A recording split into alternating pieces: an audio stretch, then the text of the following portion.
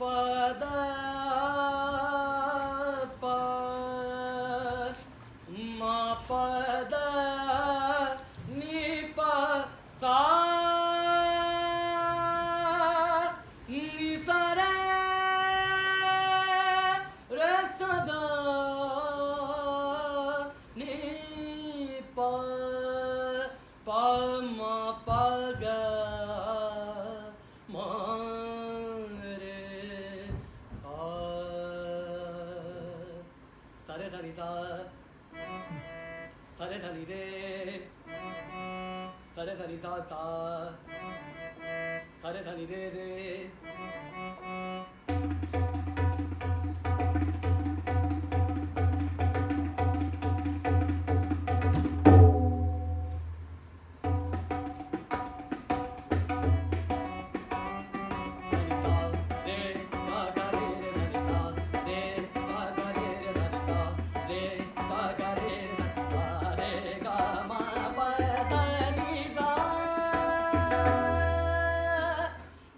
da da ni ni pa pa da da ma ma pa pa ga ga ma ma re re ga ga sa sa re re ni ni sa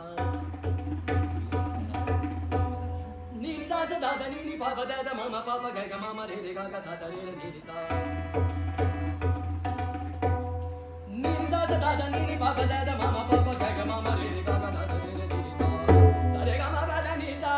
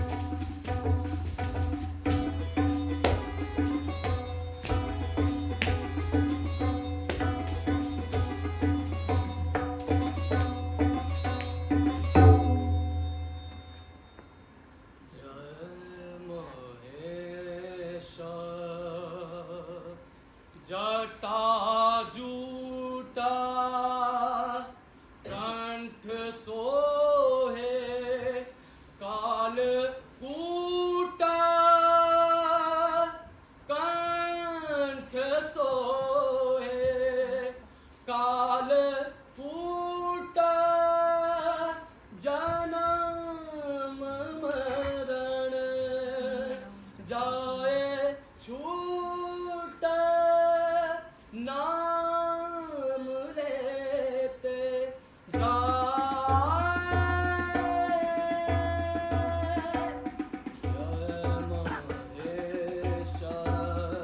जय महेश जय महेश जय महेश जय महेश जय महेश जय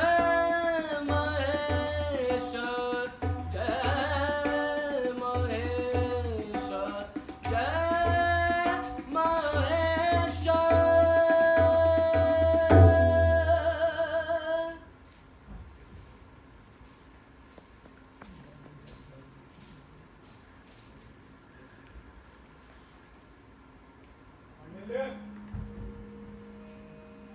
सांडिल्य सांडिल्य दिखाई नहीं देता। ज्ञानी के योग्य ही आचरण है। कहा भी है यह देह तो रोगों का घर ही है।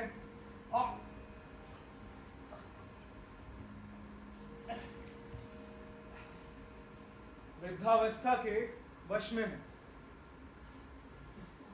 छिपी हुई मृत्यु के किनारे पर उसी तरह है जिस तरह नदी की लहरों के घात प्रतिघातों से जर्जर वृक्ष।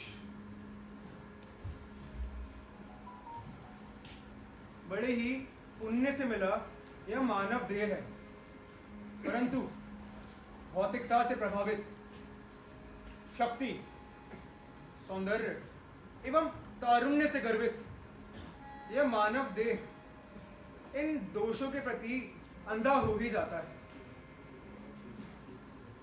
इसमें इस बेचारे का भी क्या ही दोष। एक बार फिर बुलाता हूं, शांडिल्य, शांडिल्य। मैं तब तक अध्ययन करता हूं।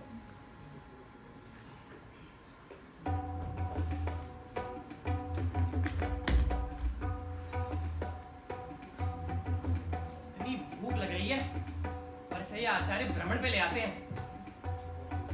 कुछ खाने को मिल जाता तो। वाह, अरे सेब का पेड़।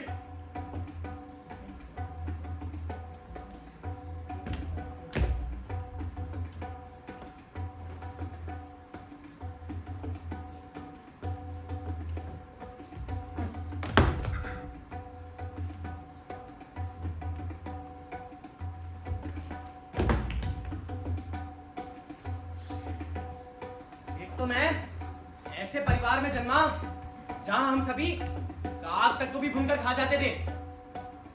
सब जनेऊ धारण करते थे, परंतु सभी निरक्षर भ्रष्टाचार्य थे। दूसरा, हमारे घर में कुछ खाने को था ही नहीं, तो भूखा ही रहना पड़ता था।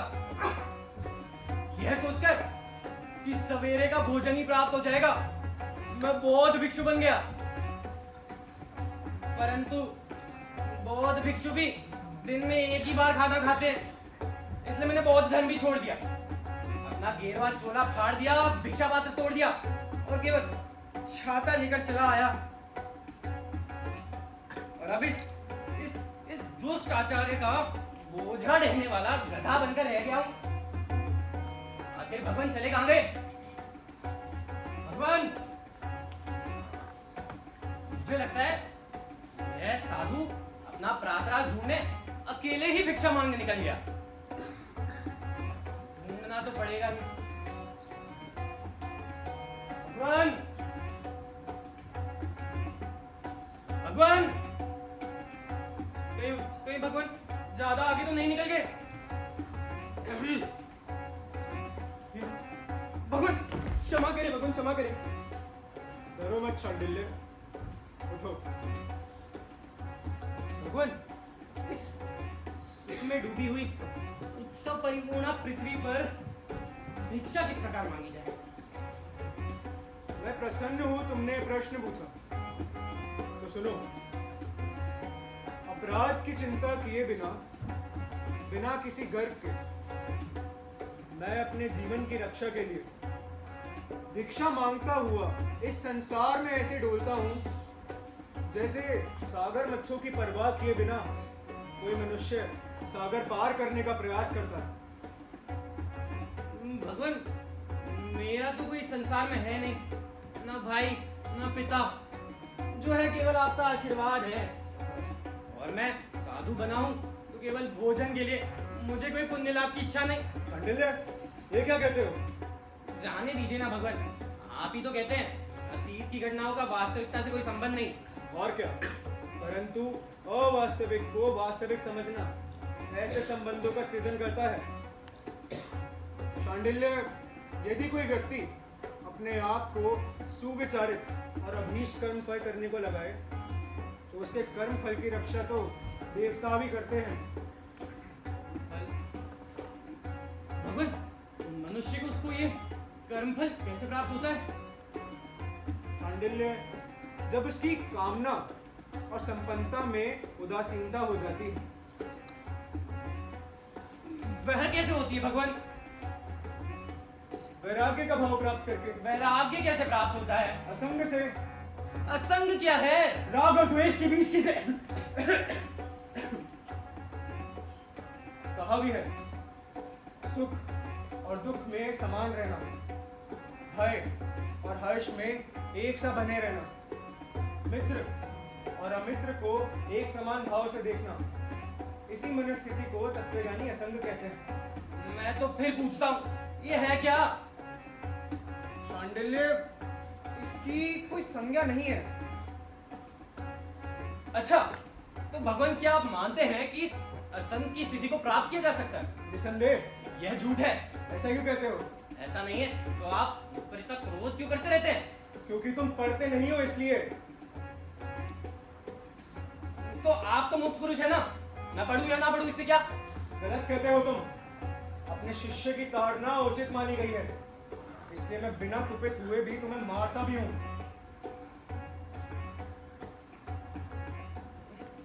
अच्छा भगवान, यह सब रहने दीजिए, भिक्षा की वेला बीती जा रही है। मूर्ख, चलिए ना। अभी तो केवल सवेरा ही हुआ है, दोपहर तो हुआ भी नहीं। भिक्षा मांगने का उचित समय तब होता है जब घर का मूसल रख दिया जाता है और सब लोग अपनी रसोई बंद कर चुके होते हैं। इसलिए तब तक हम किसी उद्यान में प्रवेश कर विश्राम करेंगे। अच्छा, अब तो अपनी प्रतिज्ञा भूल गए। तो कैसे? आपके लिए सुख और दुख तो एक ही समान है ना? क्यों नहीं, परंतु मेरी आत्मा के लिए सुख और दुख समान है। मेरी कर्म आत्मा, वह विश्राम की इच्छा करती है। अच्छा भगवान, यह बता दीजिए कि आत्मा क्या है और कर्मात्मा क्या? सुनो शांडिल्य, जब तुम गहरी निद्रा अवस्था में होते हो तो जो आकाश में उड़ती है वह है तुम्हारी आत्मा, और जो नियति के नियंत्रण में है वह है तुम्हारी कर्म आत्मा, अर्थात तुम्हारा शरीर, जो मनुष्य के कर्म के फल का भोगता है। तो यही हुआ ना कि जो अजर है, अमर है, अभेद्य और अजय भी, वह तो हुई आत्मा, और जो हंसती हंसाती है, सोती जाती है, खाना भी खाती है और विनष्ट भी होती है, वह हुई कर्मात्मा। तुम जितना समझ सकते थे समझ चुके हो। इसमें आपने नया क्या बताया? मनुष्य का शरीर के बिना तो कोई अस्तित्व ही नहीं, और अगर ऐसा है भी तो अब आप बताओ कि आप कौन हो? मैं मृतिका, जल, वायु, अग्नि एवं आसमान, इन 5 तत्वों से बना एक शरीर हूं, जिसमें दृश्य, ध्वनि, स्वाद, सुगंध एवं स्पर्श की शक्ति है। भगवत, आप तो अभी तक अपने आप को ही पूरी तरह नहीं जानते, अपनी अंतरात्मा को क्या जान पाओगे? अच्छा भगवान, आइए हम आगे चलते हैं। अपने वस्त्र को संभालो। भगवान, आपने मेरे को ढंग से सिखाया नहीं। चलिए।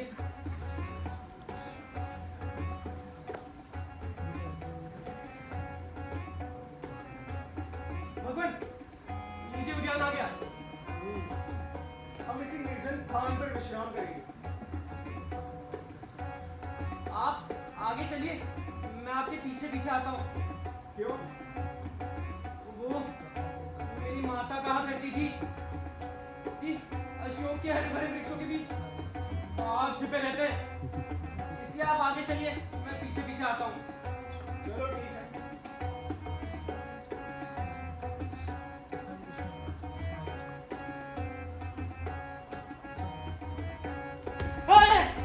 भगवान, मुझे लगता है मुझे किसी बाघ ने पकड़ लिया है।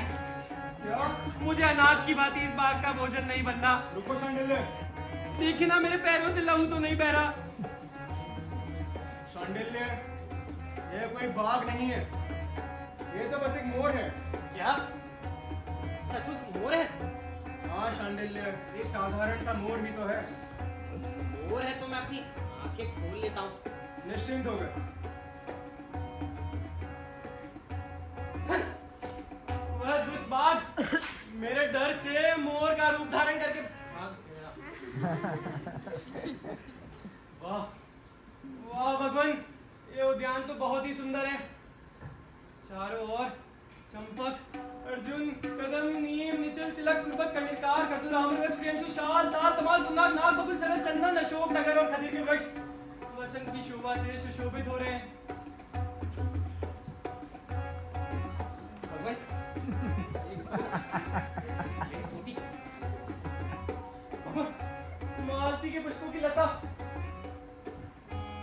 मधुर स्वर, मुझे ये मधुर स्वर बहुत ही रमणीय लग रहा है। मूर्ख, दिन दिन इंद्रियों की शक्ति क्षीण होती जा रही है। तुझे इस उद्यान के सौंदर्य में क्या दिखता है? भगवान, जो सुंदर होता है उसे सुंदर तो कहना चाहिए। कौन? ये सब अज्ञान की कही बात है। जो अपराध की कामना करते हैं और वे अतीत की चिंता करते हैं, वे अपने वर्तमान से असंतुष्ट रहते हैं। जी उन्हें कभी निर्वाण प्राप्त नहीं होता। जी जी, आप रहने दीजिए, हम आगे चलते हैं। चलिए भगवान, यह पथ काफी लंबा प्रतीत होता है, हम कहीं विश्राम कर लेते हैं। हम यहीं विश्राम करते हैं। यहीं? यह कैसी बात है? क्यों नहीं? इस उद्यान की समूची भूमि अदूषित ही तो है। वास्तविकता तो यह है कि जब आप थक जाते हैं और बैठना चाहते हैं तभी दूषित को अदूषित। अपनी वाणी संभालो शांडिल्य। इसका प्रमाण वेद वाक्यों में भी है, परंतु मैं उनकी ओर से नहीं कहता। जब भी मानव दर्प से भरा होता है तो सही गलत क्या है इसका निर्णय वह स्वयं ही करता है। इसके लिए कोई अधिकृत प्रमाण की आवश्यकता नहीं। मुझे तो आपसे बड़ा कोई प्रमाण ज्ञात भी नहीं है, आप तो स्वयं इतने बड़े विचारक हैं ना। अब शांत रहो, मेरे पास बैठकर अध्ययन करो। अध्ययन? भगवान, मुझे अध्ययन नहीं करना। क्यों? आप मुझे पहले इस धोती का अध्ययन सिखाएं। शांडिल्य, जब तुम अध्ययन करोगे तभी तुम्हें अध्ययन का अर्थ पता चलेगा। इससे पहले अध्ययन करो। भला इस अध्ययन से क्या लाभ होगा? अध्ययन का लाभ पूछते हो? अध्ययन से तुम्हें ज्ञान की प्राप्ति होगी। उस ज्ञान से विज्ञान की प्राप्ति, विज्ञान से संयम, संयम से तप, तप से योग की ओर प्रवृत्ति, और योग प्रवृत्ति से भूत, भविष्य और वर्तमान तीनों के ज्ञान की प्राप्ति होती है। इससे अष्ट गुणों से युक्त ऐश्वर्य भी मिलता है। भगवान, जिस प्रकार आप अपनी बातें मेरे मन मस्तिष्क के गहवरों में प्रवेश करवा लेते हैं, क्या यह भी संभव है कि हम किसी दूसरे के शरीर में प्रवेश कर जाएं? तुम ऐसा क्यों पूछते हो? तुम्हारा अभीष्ट क्या है?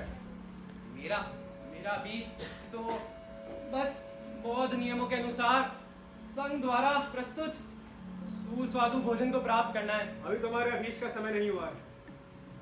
ठीक है भगवान, आप अपना ध्यान योग फल पर केंद्रित करें और मैं फल ढूंढने पर संकेंद्रित करता हूँ।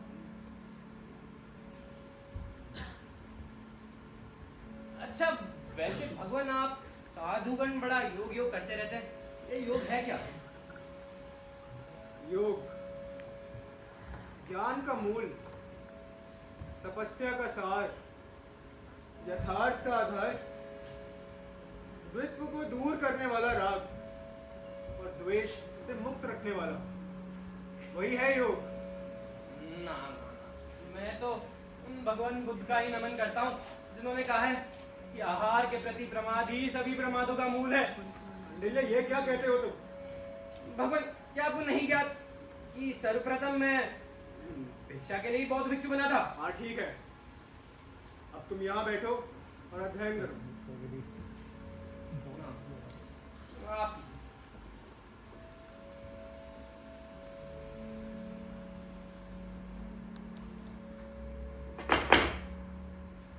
तुमने कोई पाठ याद किया है? हाँ हाँ, बहुत कुछ याद है। तो सुनाओ।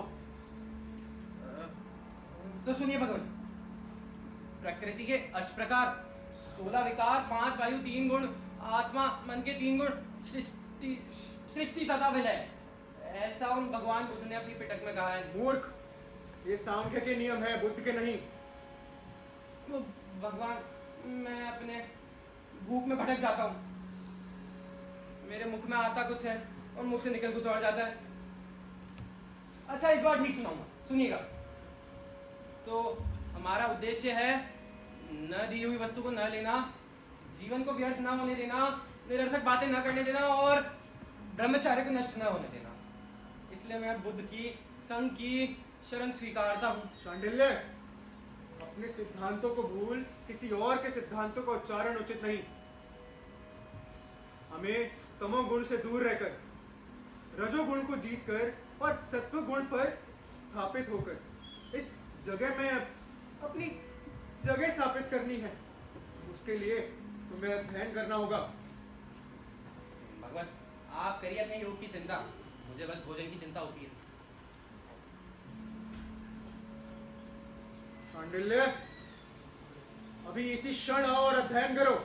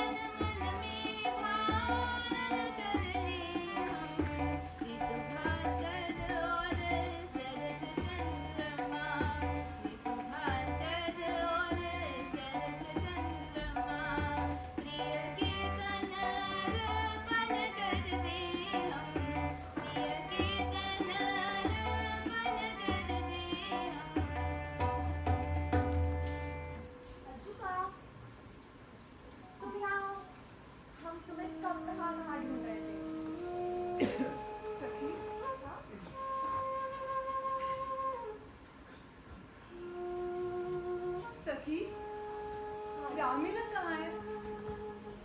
अजुआ, श्रेष्ठी ने कहा था वे आते ही होंगे, मगर फिर नगर की ओर चले गए। ये क्यों हुआ होगा? किसी और गोष्ठी में जा रहे होंगे। क्या आपकी गोष्ठी संपूर्ण नहीं हुई? हाँ अजुआ, तुम सही कहती हो। यह आसवी गोष्ठी का रस है। इससे हास उत्पन्न होता है, मत चढ़ता है और स्त्रियों को लज्जाधीन बनाता है।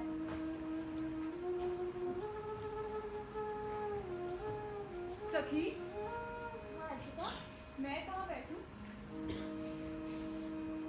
अजुआ तुम यहाँ आओ। ये आम्र मंजरी से श्रृंगारित जगह पर बैठो।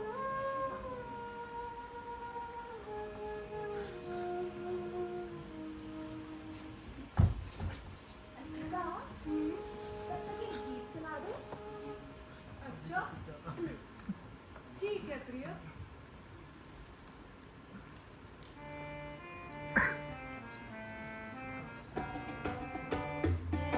वसंत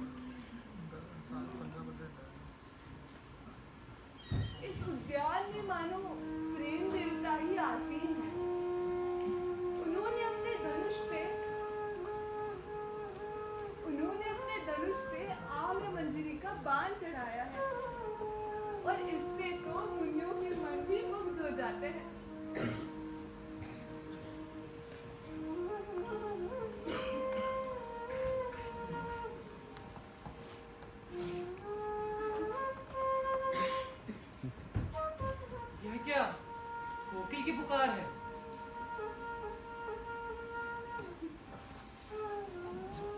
नहीं नहीं, कोकिल की पुकार तो नहीं, यह तो किसी मधुर गान का स्वर लग रहा है।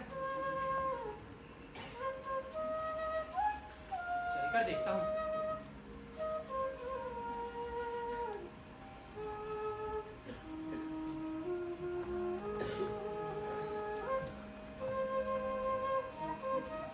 यह तरुणी कौन है?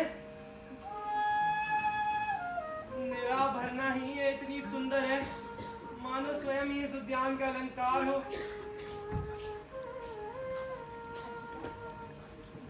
अच्छा, तो यह गणिका है।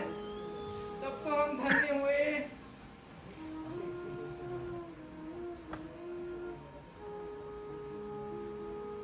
अच्छा, एक और गीत सुना दीजिए। अच्छा, हाँ।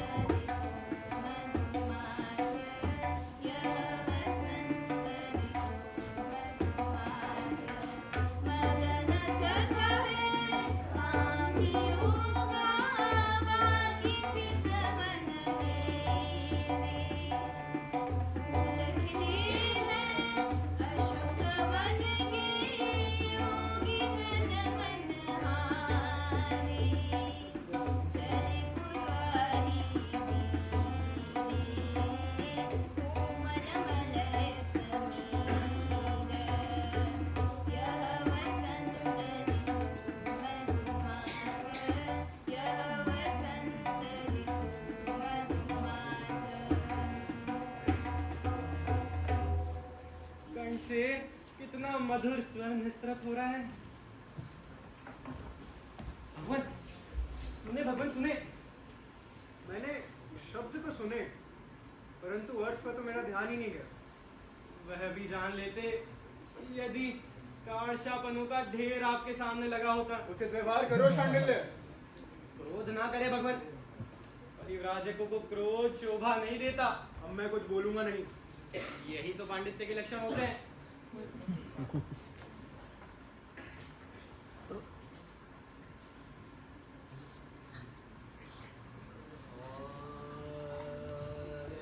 मारे मापा मापानी पानी रे सा आ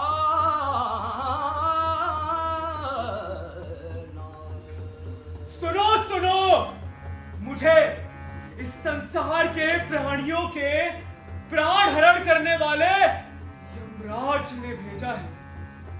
वही यमराज जो इन प्राणियों के पाप और पुण्य के साक्षी हैं, और कहा है कि जिसकी भी कर्म रेखा समाप्ति पर हो या जीवन समाप्त हो गया हो, मैं उसके प्राण हर लूं। इससे मैं इस पावन पृथ्वी के अनेकानेक देश, असंख्य नदियां, पर्वतों और वनों को घूमता हुआ कहीं घनघोर घटाओं से और तूफानों को पार कर चारण, सिद्धों और किन्नरों के प्रदेशों से भरा हुआ यमराज द्वारा निर्दिष्ट इस नगर में आ पहुंचा हूं। लेकिन वो कहां है? वो है कहां?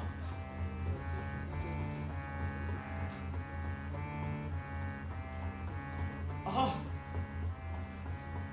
ये रही अशोक पुष्पों के गुलाबी रंग वाले गुच्छों के बीच यह झुका ऐसी चंद्र ज्योत्सना के समान चमक रही है जो सूर्यास्त के समय एक समूहों में घिरी। वैसे इसके जीवन की थोड़ी सी अवधि बाकी है, तो मैं कुछ देर प्रतीक्षा करूंगा और फिर इसके प्राण करूंगा। कोई जल्दी नहीं।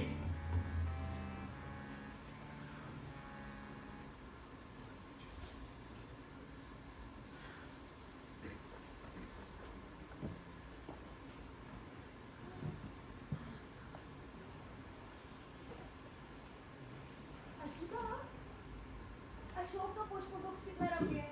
मैं इसे तोड़ लूं? तू रहने दे, इसे तो मैं ही तोड़ूंगी।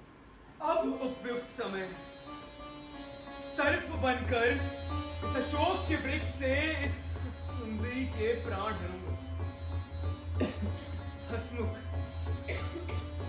मधुर भाषणी, चंदन चर्चिता, मत्ता विशाल जंघाओं वाली रक्तोत्पल नेत्रा, नेत्रों को सुख देने वाली सुंदरी के प्राण में शीघ्र अतिशीघ्र यमपुरी ले जाऊंगा।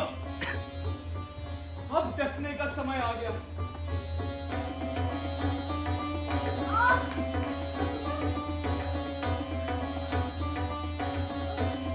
हे भगवान, अजून वृक्ष में तो सर्प बैठा है। हाँ? भक्ति, इन्हें क्या हुआ है?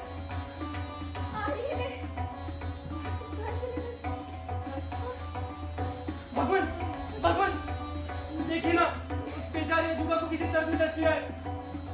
शांडिल्य, उसके कर्मफल का समाप्त हो चुका है। जब भी मनुष्य पृथ्वी पर जन्म लेता है तो वह एक उद्देश्य से जन्म लेता है, अपने कृत्यों का फल भोगने के लिए। और जब उसका कर्मफल क्षीण हो जाए तो वो मृत्यु को प्राप्त हो जाता है। अजूबा, पीड़ा हो रही है क्या? हे भगवान, मेरे शरीर में विष फैलता जा रहा है। मेरी दृष्टि धुंधली पड़ती जा रही है। अजूबा, मेरा हृदय आकुल हो रहा है। मैं हूँ। अजूबा, ऐसा लग रहा है मेरे शरीर से मेरे प्राण जा रहे हो। नहीं। सखी, मुझे नींद आ रही है। अजूबा,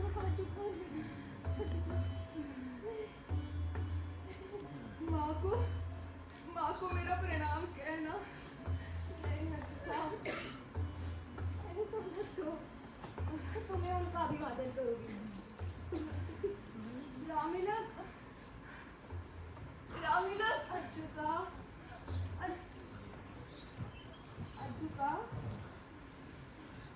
अजूबा, अजूबा, हे भगवान, अजूबा तो निष्प्राण हो गई। अजूबा, इसके प्राण तो हर लिए। अब चलता हूँ गंगा को पार कर, पुण्य सलिला नर्मदा सयाद्री पर्वतमाला को लांग कर उसे घेरे हुए कृष्णा नदी रांची के शिव मंदिर से होता हुआ फिर कावेरी, ताम्रपर्णी और मलय पर्वत को पार कर मैं सागर पार लंका से भी आगे यमराज के शहर में पहुंच चुका हूं। वह रहा बड़ी बड़ी डालों वाला वटवृक्ष, वहां बैठे चित्रगुप्त से मिलता हूं। चित्रगुप्त, अजूबा, भगवान देखिए ना, लगता है अजूबा ने प्राण छोड़ दिए। मूर्ख, प्राणियों को अपने प्राण बहुत प्यारे होते हैं। प्राण ने शरीर छोड़ दिया ऐसा कहना चाहिए। बुद्धि भिनचालते ऐसे कैसे बोले? शांडिल्य, ऐसे क्यों कहते हो? भगवान, मैं तो बस अपने 108 नाम गिना रहा था। अवश्य। भगवान, मैं बहुत दुखी हो रहा हूँ। किस लिए? वो अजूबा मेरी स्वजन है। तुम्हारी स्वजन कैसे? देखिए, हम परिव्राजक की भांति ही, वो भी किसी से स्नेह नहीं करती। शांडिल्य, वे जो किसी से स्नेह नहीं करते अपने जीवन का उद्देश्य प्राप्त करके स्नेहशील हो ही जाते हैं। भगवान, मुझसे अब रहा नहीं जा रहा। मैं उन्हीं के पास जाके रोता हूँ। नहीं शांडिल्य, ये उचित नहीं होगा, वहां ना जाना। क्रोध ना करे भगवान, परिव्राजकों को क्रोध शोभा नहीं देता। हे अजुके, हे मधुर गायनी, हे प्रिय संपने। आर्य, आपको क्या हुआ? भक्ति, बस स्नेह बस। ठीक तो है, साधु जन सबके प्रति कृपालु होते हैं। अजूबा, भक्ति, मैं इनका स्पर्श करना चाहता हूँ। जैसी आपकी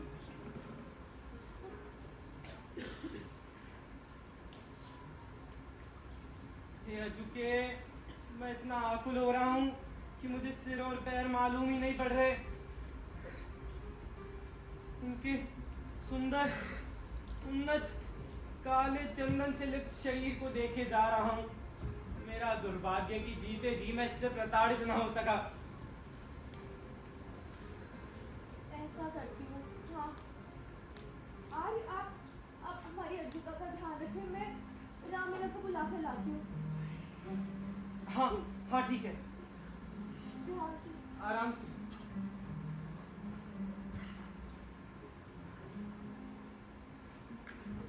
तुम शीघ्र जाओ, मैं इन्हें कुछ नहीं होने दूंगा।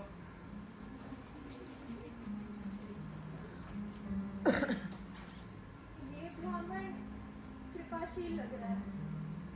मेरी अज्जुका को छोड़कर नहीं जाएगा। हाँ। यह तो चली गई, अब स्वच्छंदता से रो सकता हूँ। हे अजुके, हे मधुर गायनी। शांडिल्य, शांडिल्य क्या कर रहे हो? मुझे अपने समान समझता है? शांडिल्य, ये उचित व्यवहार नहीं है। वहां आओ, अध्ययन करो। क्या अध्ययन करें? इस बेचारी एकाकी अजुका की चिकित्सा कैसे करूं? चिकित्सा? तुम्हारा औषध शास्त्र से क्या संबंध? तुम्हारे योग का फल तो बस पाप ही है। ये मूर्ख अपने पद से भटक चुका है। मैंने महेश्वर आदि योगाचार्यों से सुना था कि अपने शिष्य को सही मार्ग पर लाने के लिए थोड़ा संग भाव बुरा नहीं। तो अब मैं यही करता हूं। इस मूर्ख को योग पर विश्वास दिलाने के लिए मैं इस गणिका के शरीर में अपनी आत्मा का प्रवेश करवाता हूं।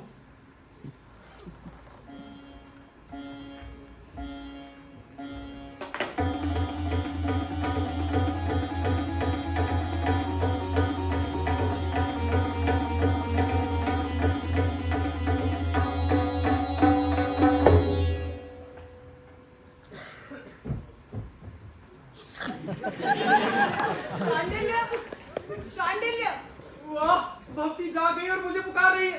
भक्ति चेहरा में बिना हाथ धोए मुझे ना छूना। यह अजुका तो बड़ी पवित्र निकली। आओ वत्स, अध्ययन करो। यहाँ पे भी वही अध्ययन। मैं भगवान के पास ही जाता हूँ। भगवान, भगवान, भगवान, भगवान, भगवान, भगवान, भगवान, भगवान भी निष्प्राण हो गए। हे वागुदक, हे योगधनी, मेरे योगाचारी। क्या इनके जैसे बड़े बड़े विचारक भी मरते हैं? आइए, आइए स्वामी। अज्जुका आपके इंतजार में संतप्त हो रही है।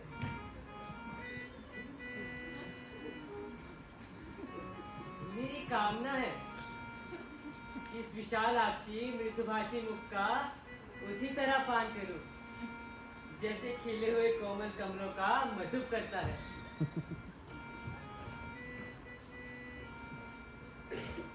अरे तुमने अपना मुख क्यों फेर लिया? अरे सुगात्री जैसे लहरियां कमलों को डिलाती है वैसे ही तुम भी अपना सुंदर मुख मेरी ओर फेरो।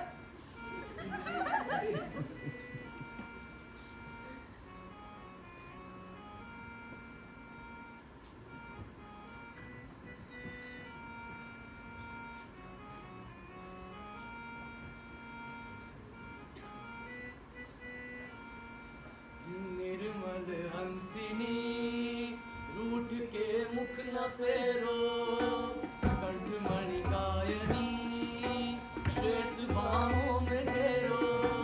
हुई कुछ भूल तो सखी तुम मुझसे कह दो, वाणी प्रेम की सखी तुम मुझसे कह दो, वाणी प्रेम की सखी तुम मुझसे कह दो।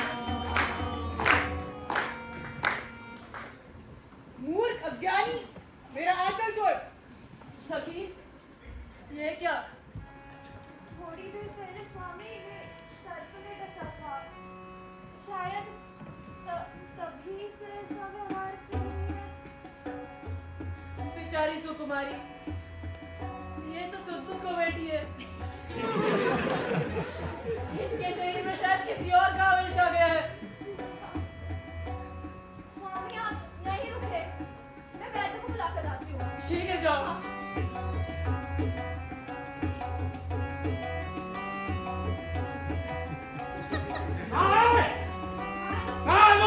अरे, ये नहीं अज्जुका, हमारी अज्जुका स्वस्थ नहीं है।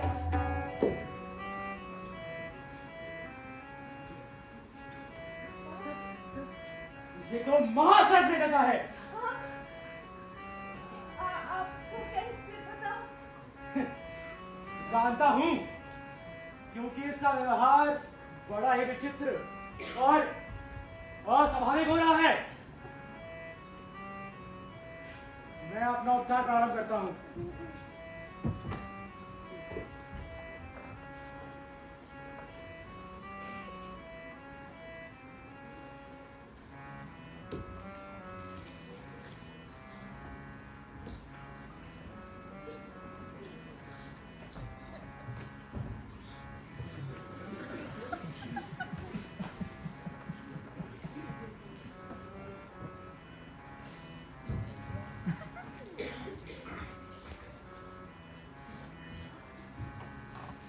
कुंडल जैसे कुटिलगामी इस गोले में प्रवेश कर।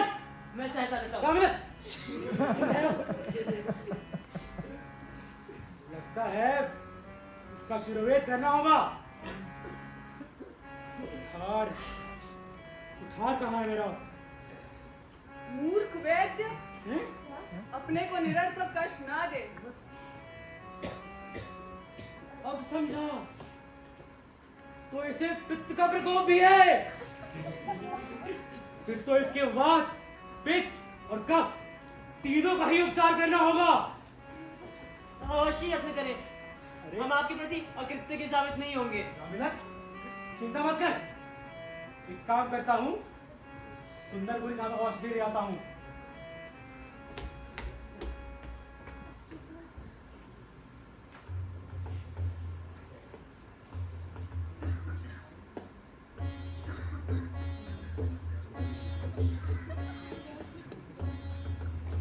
यमराज ने मेरी भर्त्सना की। मेरी भर्त्सना। कहा यह तो वो वसंत सेना ही नहीं जिसे तुम्हें लाने को कहा था। वह तो कोई और है, अब उसे लाओ। यदि उसके शरीर को अग्नि समर्पित नहीं किया होगा तो उसके प्राण वापस कर दूंगा। चलो ठीक है, लेकिन वो है कहां? हाँ, ये तो उठ बैठी है। परंतु मामला क्या है? इसके प्राण तो मेरे हाथों में है और ये सुंदरी उठ बैठी है। ऐसी आश्चर्यजनक बात तो पहले कभी। अरे, इसके शरीर में तो योगी परिव्राजक क्रीड़ा कर रहा है। अब क्या करूं? ठीक है, इस अजुका के प्राणों को परिव्राजक के शरीर में रखकर और कुछ देर ये खेल देखकर फिर वापस प्राणों की अदला बदली कर दूंगा।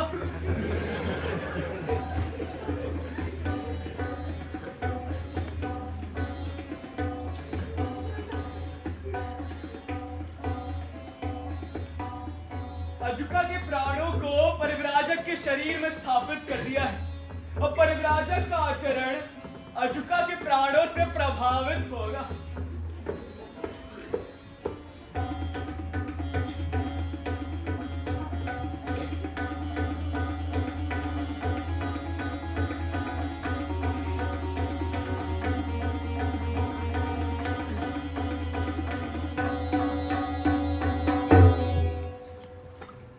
सखी,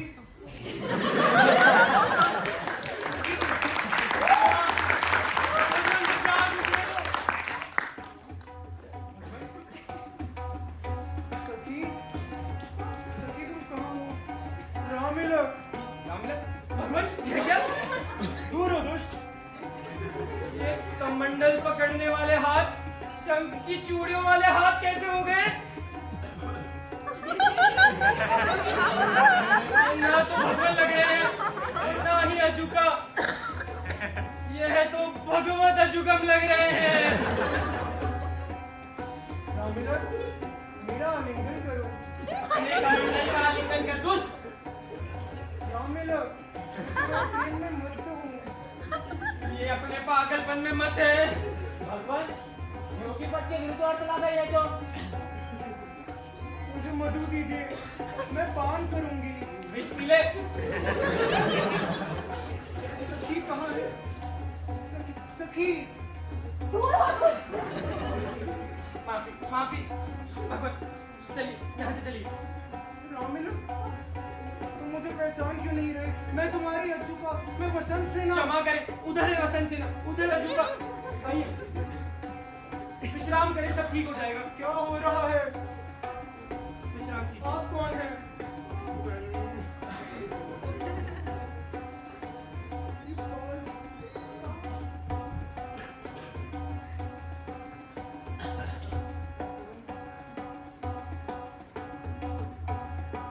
कैसे हैं, ठीक हो?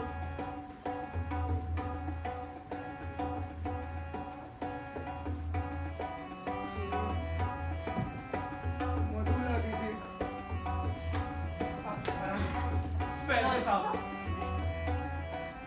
मैं अष्टकुलिका लेकर आ गया हूँ। जी जी। दूसरी औषधि भी है, मगर मुझे यह समझ नहीं आ रहा कि यह सुंदरी क्षण में जीती मरती कैसे रहती है।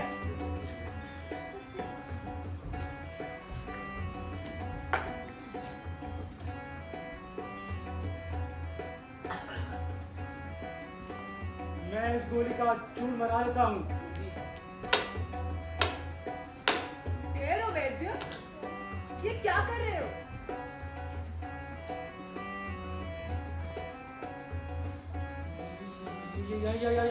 यह तो सर्वथा नहीं है। क्या? इस पर कोई आवेश आ गया है। हे भगवान।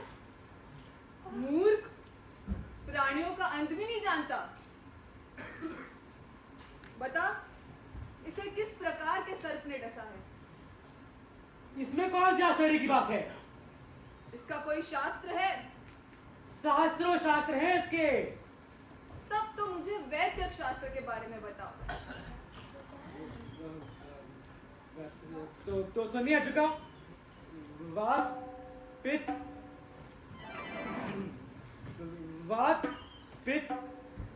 भूल गया। पोथी लाओ, मेरी पोथी। वाह, वैद्य तो बड़ा विद्वान निकला, पहली पंक्ति भूल गया। जाने दो, है तो हमारा ही मित्र। यह लो तुम्हारी पुस्तक। हाँ।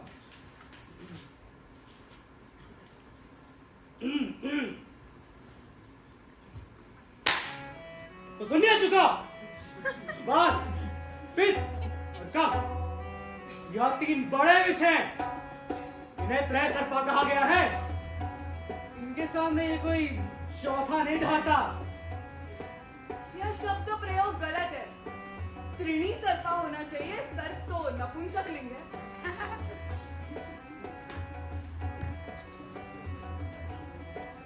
लगता है इन्हें किसी व्याकरण सर्प ने डसा है।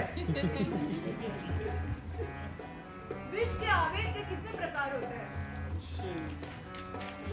सात प्रकार के हो सकते हैं। गलत। विष प्रभाव के 7 स्तर होते हैं। रोमांच, मुख सूखना, रंग पीला पड़ना, कंपन, हिचकियां, हाफना, मूर्छना, ये 7 स्तर है। और यदि विष का प्रभाव इन 7 स्तरों के ऊपर चढ़ जाए तो उसका कोई उपचार नहीं हो सकता। यदि कुछ और बता सकते हो तो बताओ।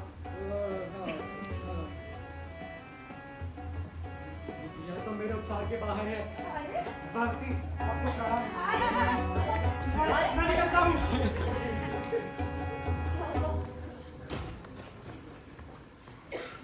गर्भस्राव, फोड़े, बुखार, कर्ण रोग, गर्भाशय की ग्रंथि, हृदय, आंखों और मस्तिष्क की ग्रंथियां, ये सूची है जिससे अनेकानेक प्राणी यमलोक को जाते हैं। चलूं मैं यम की आज्ञा का पालन करूं। भगवान, भगवान, भगवान, अजुका के प्राणों को, शरीर को छोड़ दे भगवान। निसंदेह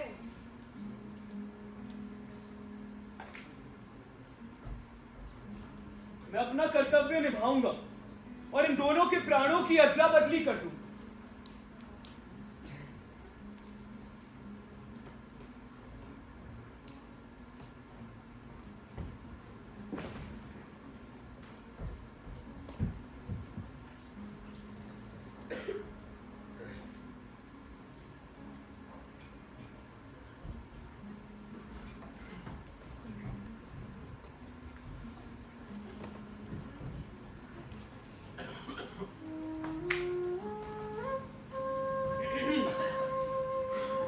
शांडिल्य, भगवान, सखी भगवान, भगवान तो ठीक हो गए।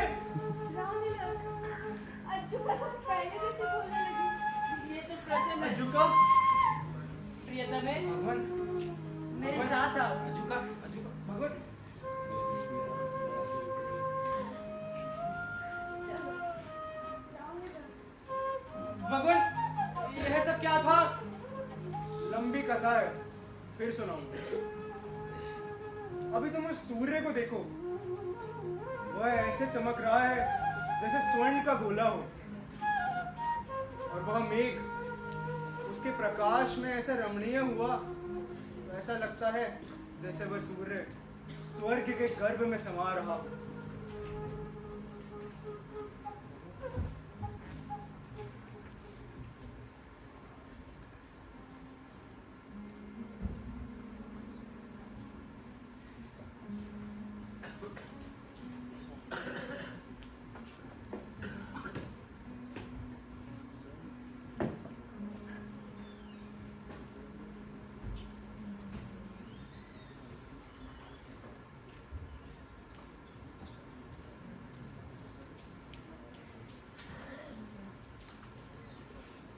नमो चिंतामणे नृत्य शुद्ध बुद्धि प्रदायणे